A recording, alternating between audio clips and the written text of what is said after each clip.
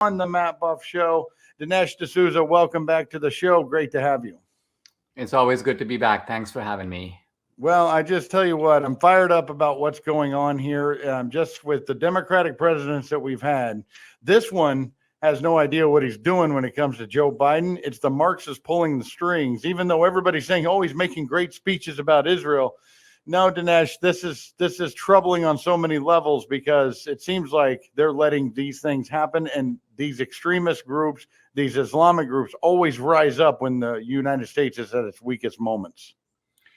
Yeah, we have weakness abroad and repression at home. In other words, a police state that is infringing on all of our fundamental liberties, free speech, freedom of assembly, equal justice, equal rights under the law.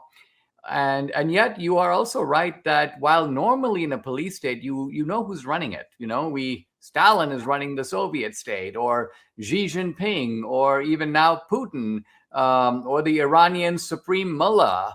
But who is running our police state? Biden is sort of presiding over it. And I think he's a willing accessory. He's happy, if you will, to ride in the canoe.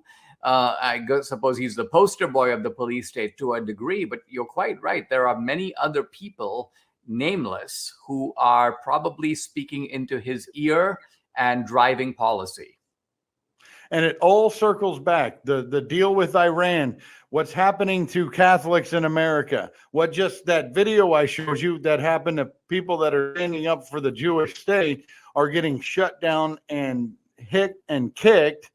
And the police are not going after those perpetrators. I mean, ask yourself the question of why the U.S. intelligence agencies, which are supposed to be the best in the world, had absolutely no idea that this was coming. With modern technology, modern surveillance, all the police powers that were given to the government in the aftermath of 9/11 and the Patriot Act. Hey, guys, listen, you keep track of all these Islamic terrorists everywhere in the world. Oh, yeah, we're going to do that.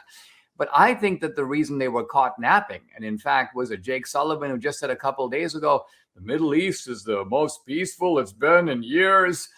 This guy had no clue. And the reason they had no clue is that these agencies have been redeployed to start looking at 68-year-old grandmas who kind of wandered into the Capitol for 5 minutes on January 6th. Or they're surveying moms who are going to a school board meeting. So the government's been very explicit that its priorities have shifted, not just to domestic terrorism, but what they call domestic extremism. And you can be pretty sure that you and I would fall into that category by their definition. Yes, and that